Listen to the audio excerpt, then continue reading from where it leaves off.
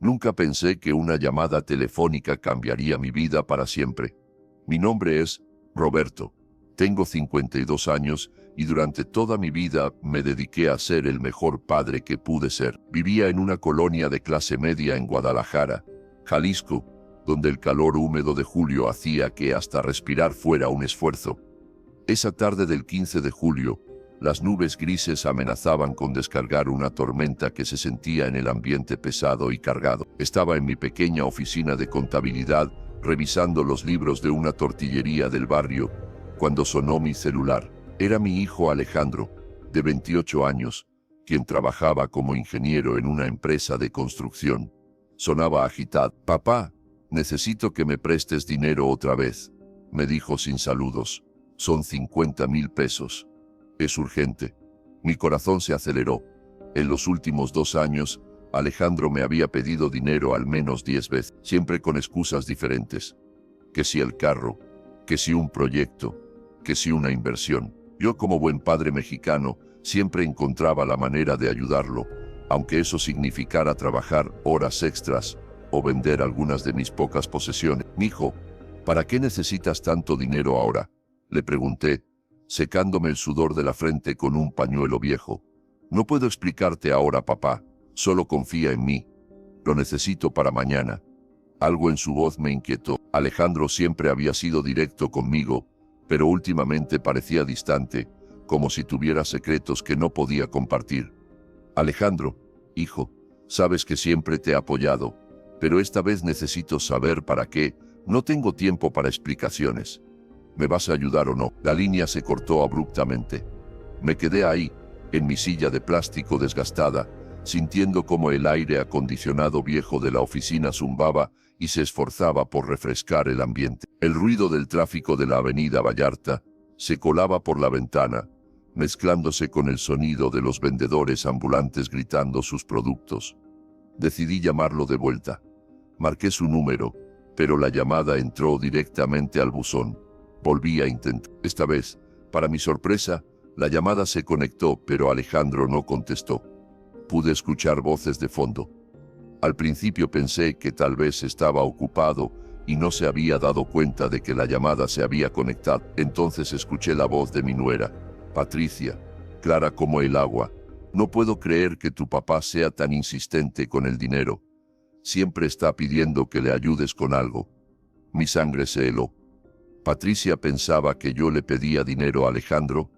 Era exactamente al revés. «Es que no entiendes, Pati», respondió Alejandro con un tono que nunca había escuchado antes, frío y distante. «Mi papá siempre ha sido una carga. Desde que murió mi mamá hace 5 años, se ha vuelto más dependiente y molesto». Sentí como si me hubieran golpeado en el estómago. María, mi esposa, había muerto de cáncer después de una batalla de 2 años. Alejandro había estado ahí en el funeral. Había llorado conmigo. Me había prometido que siempre estaríamos juntos como familia. «Pero Roberto siempre te está dando dinero», continuó Patricia. «Ayer me contaste que te dio otros 30,000 pesos el mes pasado». «Sí, pero no entiendes. Ese dinero técnicamente es mío. Él me debe mucho más por todo lo que tuvo que gastar en los tratamientos de mi mamá. Yo tuve que pagar varias cuentas médicas que él no pudo cubrir». Esto era mentira. Yo había vendido mi carro, había empeñado el anillo de matrimonio de María, había trabajado noches enteras para pagar cada peso de esos tratamientos. Alejandro nunca había contribuido con un centavo. «Además», continuó mi hijo, «cuando mi papá se muera, toda su pequeña casa y sus ahorros van a ser míos de todas maneras. Así que realmente no estoy tomando nada que no me pertenezca». Las lágrimas comenzaron a rodar por mis mejillas. El calor sofocante de la oficina parecía ahogarse más, y sentí cómo mi camisa se pegaba a mi espalda empapada en sudor frío. «Pero Alejandro», dijo Patricia, «tu papá no es tan mayor. Apenas tiene 52 años. Mira, Pati, te voy a ser honesto.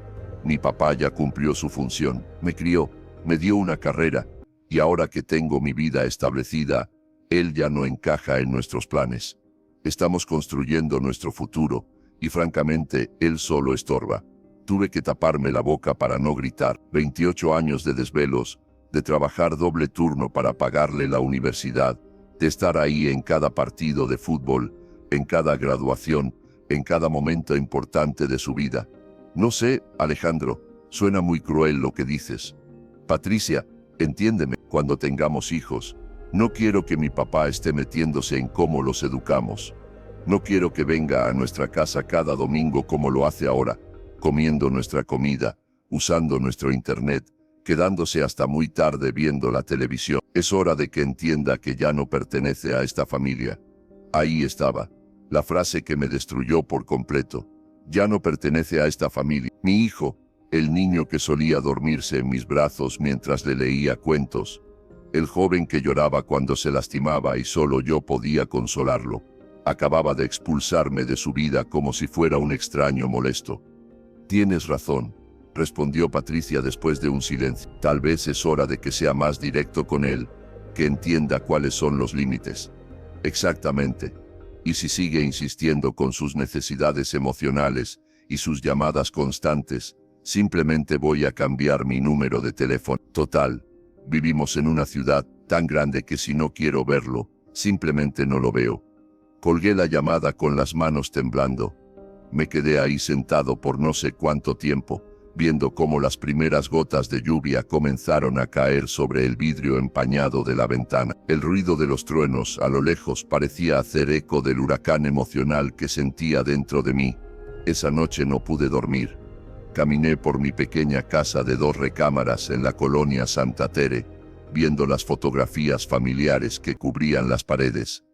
Alejandro en su primera comunión, Alejandro graduándose de la universidad, Alejandro el día que se casó con Patricia, donde yo lo acompañé porque su padrino no pudo llegar. En cada foto, yo estaba ahí, sonriendo, orgulloso, creyendo que construíamos recuerdos para toda la vida. Al amanecer, tomé una decisión que cambiaría todo.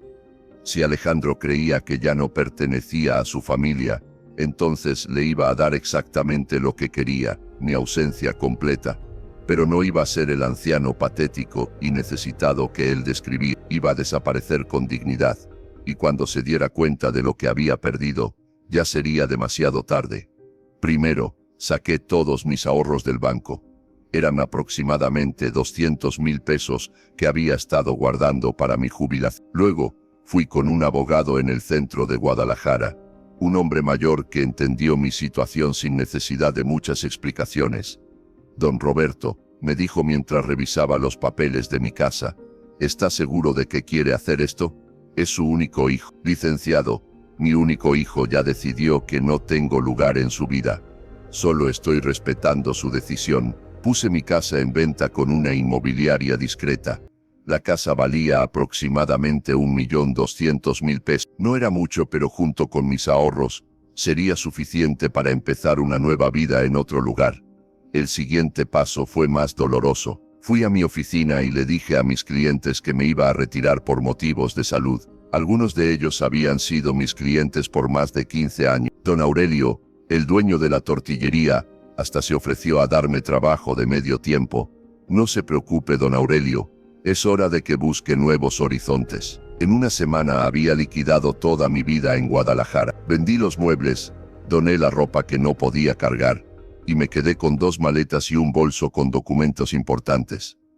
Alejandro me llamó 3 días después de nuestra última conversación. Papá, necesito hablar contigo. ¿Puedo pasar a tu casa esta tarde? Claro, hijo. Te espero. Llegó a las 6 de la tarde. Venía con Patricia, lo cual me extrañó porque generalmente ella evitaba visitarme. Se veían nerviosos. Papá, comenzó Alejandro, Patricia y yo hemos estado hablando, y creemos que necesitamos establecer algunos límites en nuestra relación. Me senté en mi silla favorita, la única que no había vendido aún, y los escuché con una tranquilidad que me sorprendió a mí mismo. Entendemos que has estado pasando por un momento difícil desde que murió mamá, pero Patricia y yo estamos construyendo nuestra propia familia y necesitamos nuestro espacio. Patricia asintió, evitando mi mirada. Entonces, continuó Alejandro, hemos decidido que las visitas familiares van a ser una vez al mes, no cada domingo. Y sobre el dinero, papá, creo que es hora de que seas más independiente financieramente. Me quedé callado por un momento, disfrutando la ironía de la situación. Finalmente hablé. Hijo, tienes razón. Es hora de que sea más independiente. Alejandro se relajó visiblemente. Me da mucho gusto que lo entiendas, papá. Sabía que podía contar con tu madurez. Sí, continué. De hecho, voy a ser tan independiente que mañana me mudo fuera de Guadalajara. El silencio que siguió fue tan denso que se podía cortar con un cuchillo. ¿Cómo que te mudas?, preguntó Patricia antes que Alejandro pudiera reaccionar.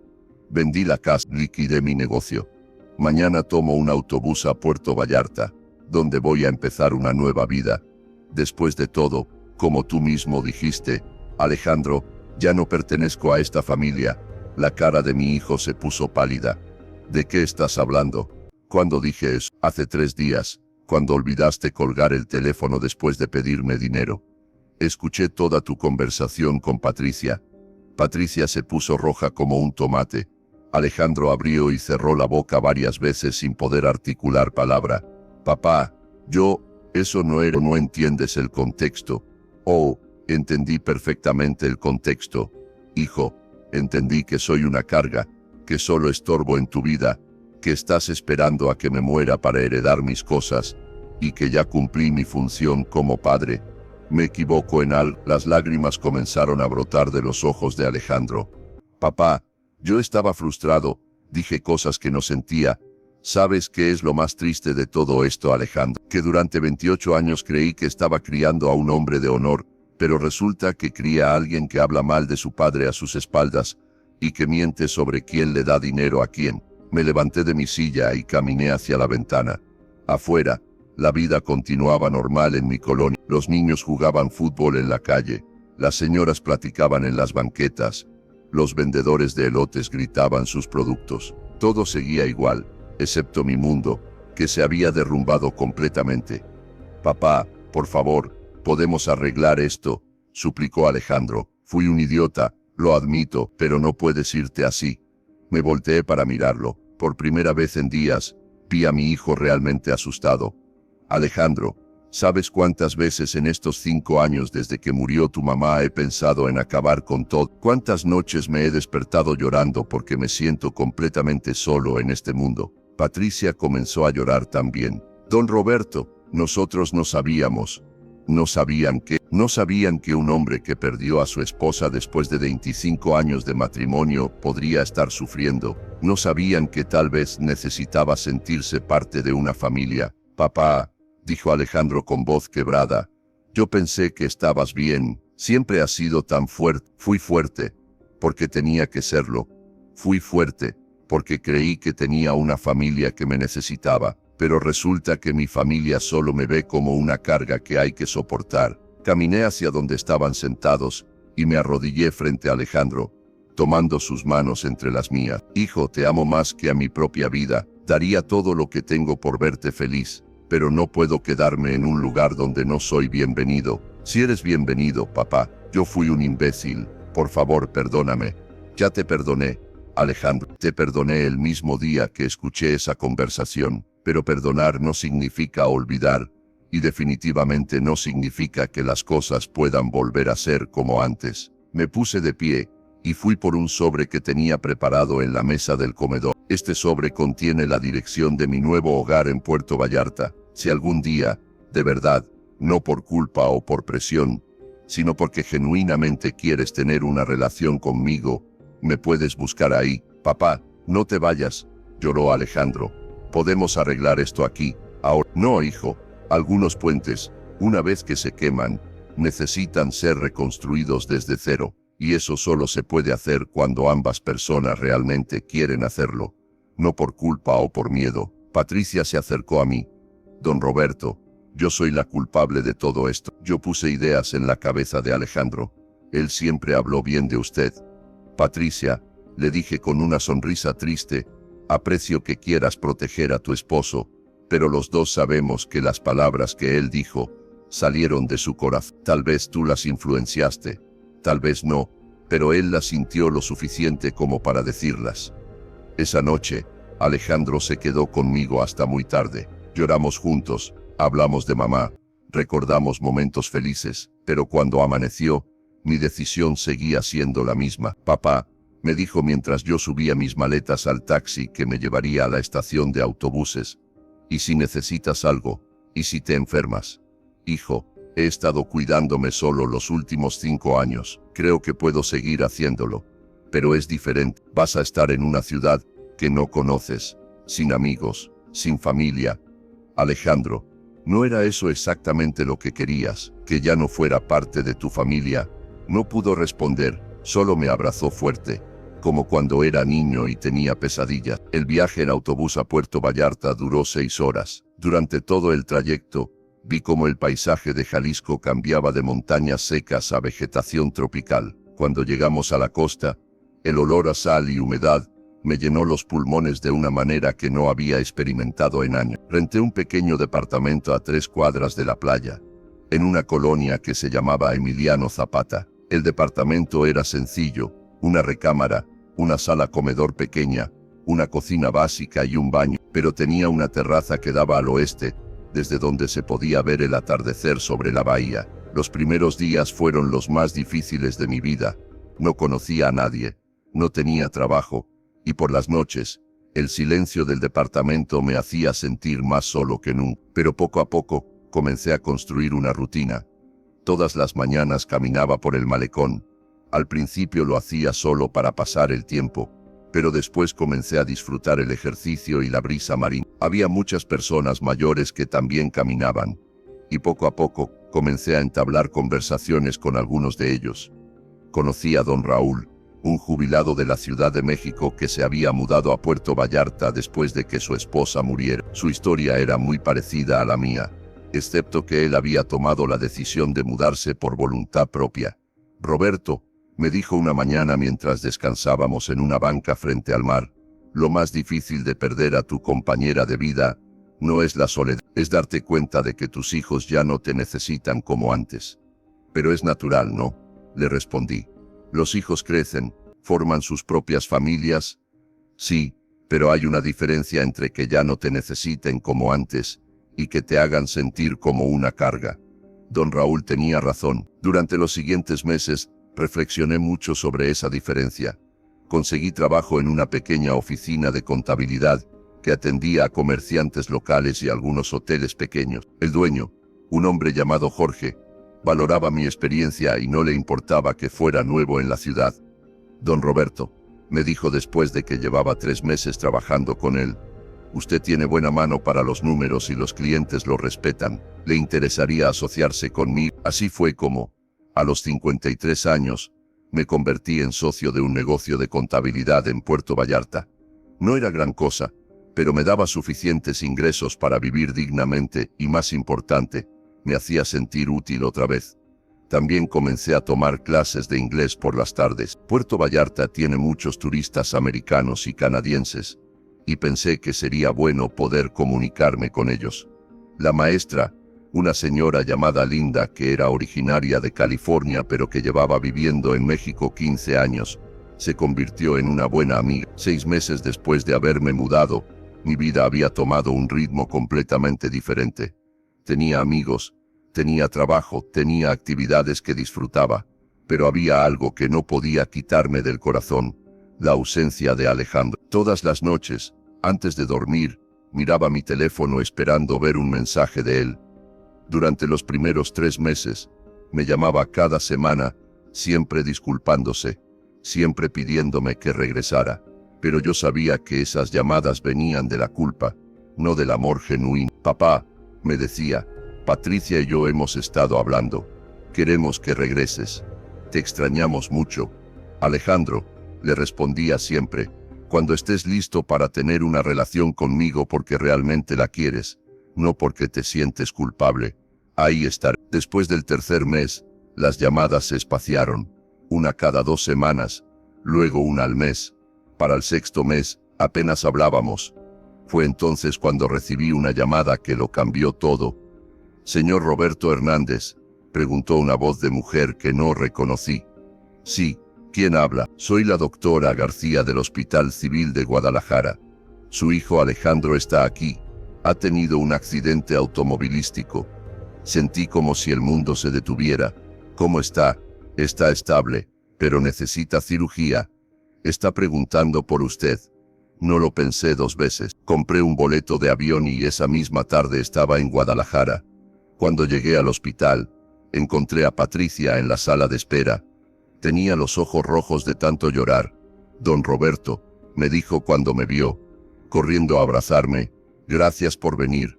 No sabía si después de todo lo que pasó. Patricia, Alejandro es mi hijo.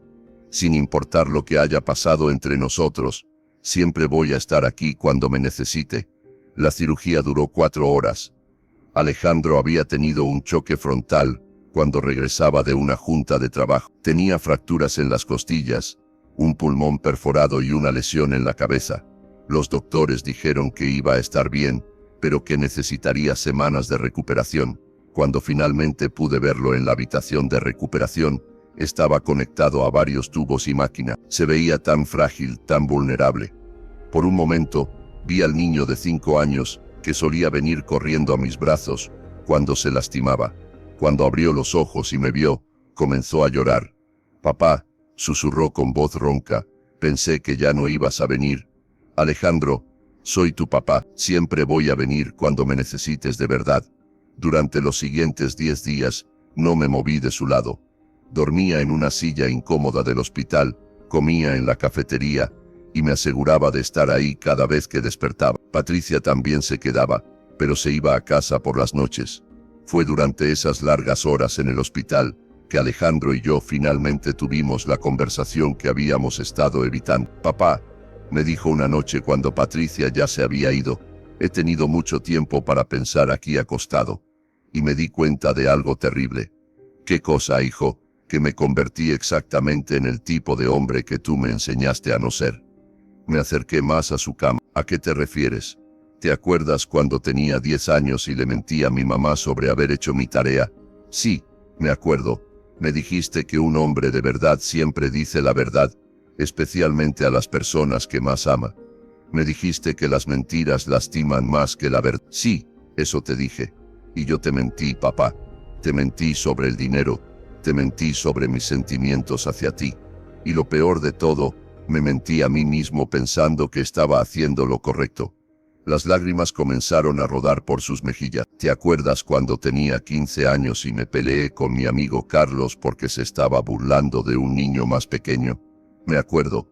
Llegaste a la casa con un ojo morado, pero me dijiste que valía la pena defender a alguien que no podía defenderse solo. Me dijiste que un hombre protege a los que ama, especialmente cuando están en una posición vulnerable. Y yo hice exactamente lo opuesto contigo. Cuando estabas más vulnerable, después de la muerte de mamá, yo te ataqué por la espalda. No sabía qué decir. Ver a mi hijo tan arrepentido me partía el corazón. Papá, puedes perdonarme, no solo por lo que dije, sino por el hombre en el que me había convertido. Alejandro, yo ya te perdoné hace mucho tiempo, pero puedes darme otra oportunidad. Puedes dejarme demostrarte que puedo ser el hijo que tú merecías tener». Lo pensé por un momento. «Hijo, no se trata de que me demuestres nada, se trata de que seas auténtico conmigo.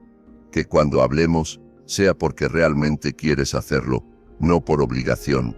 Quiero hacerlo, papá. Estos 6 meses sin hablarte han sido los peores de mi vida. No sabes cuántas veces quise llamarte solo para contarte sobre mi día, o para pedirte un consejo, o simplemente para escuchar tu voz. Entonces, ¿por qué no lo hacías? Porque tenía miedo de que me rechazaras. Tenía miedo de que ya no me quisieras. Alejandro, soy tu padre. Puedo estar enojado contigo, puedo estar decepcionado, puedo necesitar espacio, pero nunca voy a dejar de quererte». Cuando Alejandro salió del hospital, tomé una decisión que sorprendió a todos, incluyéndome a mí mismo. Decidí quedarme en Guadalajara por un mes para ayudar en su recuperación. Durante ese mes, reconstruimos nuestra relación desde cero. Hablábamos por horas sobre todo, sobre mamá, sobre sus miedos como hombre casado, sobre mis planes en Puerto Vallarta, sobre el futuro. Patricia también se disculpó conmigo de manera muy sincera. «Don Roberto», me dijo una tarde mientras preparaba la comida, «yo vengo de una familia muy disfuncional. Mis papás se divorciaron cuando tenía 12 años, y desde entonces he tenido miedo de las familias unidas porque no sabía cómo funcionaban. Pensé que la relación que usted tenía con Alejandro no era normal, cuando en realidad era yo la que no sabía lo que era una familia normal. Patricia, todos aprendemos de nuestras experiencias. Lo importante es que ahora entiendes que una familia unida es una bendición, no un problema. ¿Usted cree que algún día podré tener la relación con mis propios papás que ustedes tienen? Patricia, nunca es demasiado tarde para sanar las relaciones familiares. Mira lo que pasó con Alejandro y conmigo. Al final del mes, cuando estaba listo para regresar a Puerto Vallarta, Alejandro me hizo una propuesta que no esperaba. Papá, Patricia y yo hemos estado hablando y queremos mudarnos a Puerto Vallarta. ¿Cómo? Mi empresa tiene una sucursal ahí. He estado hablando con mi jefe y puedo hacer una transferencia. Patricia puede trabajar desde cualquier lugar porque es diseñadora gráfica freelance. Pero Alejandro, no quiero que cambien su vida solo por mí. No es solo por ti, papá, es por nosotros. Estos últimos meses hemos estado hablando sobre empezar una familia, y cuando llegue ese momento, queremos que nuestros hijos crezcan conociendo a su abuelo. Queremos que tengan lo que yo casi perdí por mi estupidez. Patricia asintió. Don Roberto, también he estado pensando en lo que usted dijo sobre sanar las relaciones familiares. Mi papá vive en Los Ángeles, y Puerto Vallarta está mucho más cerca que Guadalajara. Tal vez es hora de que yo también reconstruya algunos puentes. 3 meses después, Alejandro y Patricia se mudaron a Puerto Vallarta. Rentaron un departamento a 10 minutos caminando del mío, pero esta vez, nuestra relación era completamente diferente. En lugar de las visitas obligatorias de los domingos, ahora nos veíamos cuando genuinamente queríamos hacerlo. A veces era todos los días, a veces pasaba una semana sin vernos, pero cuando nos reuníamos, era porque realmente disfrutábamos la compañía del otro. Alejandro comenzó a acompañarme en mis caminatas matutinas por el malecón. Patricia se unió a mis clases de inglés. Los tres comenzamos a cocinar juntos los fines de semana, experimentando con recetas nuevas. Un año después de que se mudaran, Patricia me dio la noticia más maravillosa de todas. Estaba embarazada. Don Roberto, me dijo una tarde mientras estábamos sentados en mi terraza viendo el atardecer. Queremos pedirle algo. Lo que sea, mija. Queremos que sea el padrino del bebé. Lloré como no había llorado desde el funeral de María, pero esta vez eran lágrimas de alegría pura. Pero hay una condición, añadió Alejandro con una sonrisa traviesa. ¿Cuál? Que se mude a un departamento más grande, porque este bebé va a necesitar mucho espacio para jugar con su abuelo. 6 meses después, cuando nació mi nieta Isabela, entendí que mi decisión de desaparecer del mapa había sido la mejor decisión de mi vida. No porque me hubiera alejado de mi familia, sino porque me había dado la fuerza para reconstruir esa familia sobre bases sólidas de respeto mutuo y amor genuino. Isabel